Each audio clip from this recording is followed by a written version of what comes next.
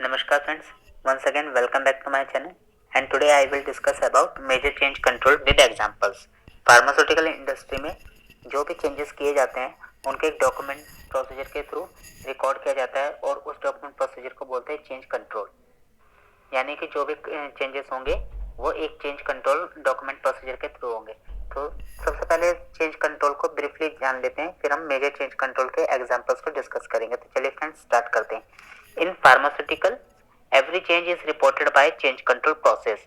क्यों क्या है, जितने भी जो भी चेंज होता है वो एक डॉक्यूमेंट प्रोसीजर के थ्रू चेंज कंट्रोल प्रोसेस के थ्रू रिपोर्ट किया जाता है। When a change is being made in any process or procedure, it is reported by change control procedure and that is approved by the company authority. जब कोई भी change किसी भी procedure या प्रोसेस में किया जाता है और वो चेंज कंट्रोल प्रोसीजर के थ्रू रिपोर्ट होता है और कंपनी अथॉरिटी द्वारा अप्रूव्ड होता है। Change control is used to control the changes made in the pharmaceutical industry. Change control इसलिए यूज होता है क्योंकि जो भी फार्मास्यूटिकल इंडस्ट्री में चेंजेस होते हैं उनको कंट्रोल किया जाए कि अननेसेसरी चेंजेस ना हो। जितने भी चेंजेस हो वो सब लिमिट्स पर है। तो चलिए फ्रेंड्स अब बात कर लेते हैं मेजर चेंज कंट्रोल की। Changes proposed for improvements to process materials products and procedure which may have impact upon the identity, quality, purity, strength, stability, safety and efficacy और physical characteristics of the product। यानी कि जो भी changes propose किए जाते हैं process के improvement के लिए, मटेरियल के इम्प्रूवमेंट के लिए, प्रोडक्ट इम्प्रूवमेंट या प्रोसीजर इम्प्रूवमेंट के लिए और जिसका की इफेक्ट पड़ता है, डायरेक्टली इम्पैक्ट पड़ता है प्रोडक्ट की आइडेंटिटी पर, क्वालिटी पर, purity, strength, stability, safety, efficacy और फिजिकल कैरेक्टरिस्टिक्स पर, उसको हम क्या बोलेंगे, मेजर चेंज। और उस चेंज को रिकॉर्ड करने के लिए जो डॉक्यूमेंट प्रोसीजर होगा वो होगा मेजर चेंज कंट्रोल प्रोसीजर। अब मेजर चेंज कंट्रोल के मेजर चेंजेस के एग्जांपल देख लेते हैं। चेंज इन सिस्टम, अगर हम कोई अपने सिस्टम में चेंज करते हैं तो उसके लिए जो रिकमेंडेड एक्शंस रहेंगे वो रहेंगे ट्रेनिंग। हमें ट्रेनिंग करानी होगी जो भी उस चेंज से रिलेटेड होंगे। चेंज इन रेलेवेंट डॉक्यूमेंट्स में हमें चेंज करना होगा और साथ ही जहाँ पर रिक्वायर्ड है वैलिडेशन की वहाँ पे हमें वैलिडेशन भी करना होगा। नेक्स्ट है change in manufacturing formula, change in manufacturing process और न्यू प्रोडक्ट। यानी कि अगर हमने कोई न्यू प्रोडक्ट इंट्रोड्यूस किया है, अगर हम change in manufacturing formula process new product करते हैं तो उसके लिए हमें क्या करना होगा, वैलिडेशन ऑफ 3 कंसेक्यूटिव बैचेस। यानी कि जो फर्स्ट 3 बैचेस होंगे उनका हमें वैलिडेशन करना होगा, process validation with stability studies, method validation, specification, STP, cleaning validation, verification in facility. मतलब कि प्रोडक्ट के कंसर्न में हमने अगर कोई चेंज किया है तो हमें मेथड वैलिडेशन, स्पेसिफिकेशन और एसटीपी अपने अपडेट करने पड़ेंगे और वैलिडेट करने पड़ेंगे और क्लीनिंग वैलिडेशन को एक बार फिर से वेरीफाई करना पड़ेगा। नेक्स्ट एग्जांपल है चेंज इन एक्सपायरी। अगर हम एक्सपायरी में कोई चेंज करते हैं तो सिंपल सा है कि हमने स्टेबिलिटी को लेकर कुछ ना कुछ चेंजेस किया है, तो सबसे पहले हमें क्या करना पड़ेगा, स्टेबिलिटी की स्टडीज करनी पड़ेगी।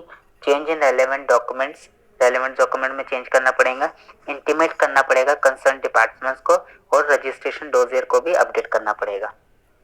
नेक्स्ट एग्जांपल है change in specification and test method. अगर हमने कोई भी चेंज किया अगर स्पेसिफिकेशन में या टेस्ट मेथड में तो हमें जो रिकमेंडेड एक्शंस लेने होंगे, अगर हम स्पेसिफिकेशन में चेंज कर देते हैं तो उसके लिए हमें क्या स्टेबिलिटी स्टडीज करनी पड़ेगी जो कि चेंज स्पेसिफिकेशन हुआ उसके बिहाफ पर, और अपडेट करना पड़ेगा अपने सैप में भी रिकॉर्ड को, और रजिस्ट्रेशन डोजियर को भी हम अपडेट करेंगे। टेस्ट मेथड की अगर बात करें, अगर उसमें चेंज किया है तो एनालिटिक मेथड वैलिडेशन, ये बहुत इंपॉर्टेंट है और इसको हमने वैलिडेट करना होगा और रजिस्ट्रेशन डोजियर को भी अपडेट करेंगे। अब बात करते हैं change in SOP for addition और डिलीशन। या तो हमने कोई एसओपी हटा दिया है या एसओपी कोई ऐड कर दिए कि उस केस में हमें क्या करना होगा। अगर एसओपी ही चेंज करी हो, जो सीधी सी बात है कि फार्मास्यूटिकल इंडस्ट्रीज में जो भी वर्क होता है अकॉर्डिंग टू एसओपी होता है, तो हमें बेसिकली एसओपी ट्रेनिंग देनी होगी और रेलेवेंट डॉक्यूमेंट जो भी होंगे उनमें सब चेंजेस करने पड़ेंगे। नेक्स्ट है चेंज इन इक्विपमेंट और मॉडिफिकेशन इन क्रिटिकल इक्विपमेंट। या तो हमने कोई अपना इक्विपमेंट चेंज कर दिया या अपने क्रिटिकल इक्विपमेंट में कोई मॉडिफिकेशन कर दिया, तो उसके लिए हमें जो रिकमेंडेड एक्शन होंगे वो होगा इक्विपमेंट क्वालिफिकेशन। सबसे पहले हमें क्या है, इक्विपमेंट हमारा क्वालिफाई होना चाहिए, उसका हम इक्विपमेंट क्वालिफिकेशन करेंगे। एसओपी प्रिपेयर होनी चाहिए कि हमें उसको किस तरह से प्रोसीजर को स्टैंडर्डाइज कराना है।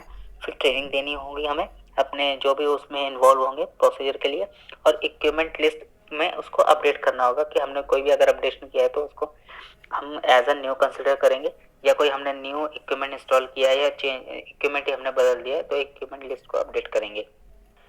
नेक्स्ट एग्जांपल है मॉडिफिकेशन और अपग्रेडेशन इन फैसिलिटी या फैसिलिटी। अगर हमने अपनी फैसिलिटी में या तो कुछ मॉडिफिकेशन कर दिया है या उसको फैसिलिटी को अपग्रेड किया है तो हमें जो रिकमेंडेड रहेगा हमारे लिए सबसे इम्पोर्टेंट है, हमें फैसिलिटी को क्वालिफिकेशन कराना होगा, यानी हमें फैसिलिटी क्वालिफिकेशन करना होगा और साइट मास्टर फाइल को भी अपडेट करना होगा।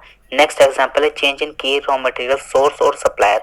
अगर हमने रॉ मटेरियल के अपने किसी सोर्स को अगर चेंज कर दिया, सप्लायर को चेंज कर दिया, तो हमें क्या करना होगा, हमें अपनी एसओपी के अकॉर्डिंग वेंडर को अप्रूव करना होगा, जो कि वेंडर अप्रूवल का जो भी प्रोसीजर रहता है उसके अकॉर्डिंग। नेक्स्ट है change in primary packing material. अगर हम प्राइमरी पैकिंग मटेरियल को अगर हम चेंज करते हैं तो सबसे पहले जो हमारी रिकमेंडेशन है स्टेबिलिटी स्टडी की, हमें प्रोडक्ट की स्टेबिलिटी स्टडी करनी होगी कि अब उस पैकिंग के अंदर हमारा प्रोडक्ट कितना स्टेबल रहता है। रेलेवेंट डॉक्यूमेंट्स में चेंज करना होगा, जैसे कि बीपीआर में, बैच पैकिंग रिकॉर्ड में, और स्पेसिफिकेशन को भी हमें अपडेट करना होगा। नेक्स्ट एग्जांपल है change in printed text on label. अगर हमने प्रिंटेड टेक्स्ट ऑन लेबल्स पर जो प्रिंटेड टेक्स्ट है उसमें कोई चेंज किया है तो हमें रेलेवेंट डॉक्यूमेंट्स में चेंज करना होगा, जैसे कि बीपीआर में, बैच पैकिंग रिकॉर्ड में, और कंसर्न डिपार्टमेंट्स को इंटीमेट करना होगा। नेक्स्ट चेंज है चेंज इन मैन्युफैक्चरिंग लोकेशन और साइट। अगर हम लोकेशन या साइट में ही अगर कोई मैन्युफैक्चरिंग साइट और लोकेशन में अगर कोई चेंज कर देते हैं तो हमें क्या करना होगा, वैलिडेशन करना होगा अपने 3 कंसेक्यूटिव बैचेस का, फर्स्ट 3 बैचेस का, और साथ ही साथ एक्सेलरेटेड और लॉन्ग टर्म स्टेबिलिटी स्टडी भी करनी होगी। डिपेंड करता है कि हमने किस तरह का चेंज किया, तो स्टेबिलिटी स्टडी हमें कौन सी करनी है, एक्सेलरेटेड, लॉन्ग टर्म या दोनों ही करनी है, वो डिपेंड करेगा हमारे चेंज पर। अब नेक्स्ट एग्जांपल आता है change in control system, that is computers और डेटा कलेक्शन।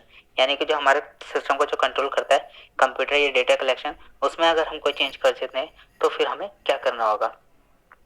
इसके लिए सिंपल सा है कि हमें अपने कंट्रोल सिस्टम का, न्यू कंट्रोल सिस्टम का वैलिडेशन करना होगा प्रॉपरली।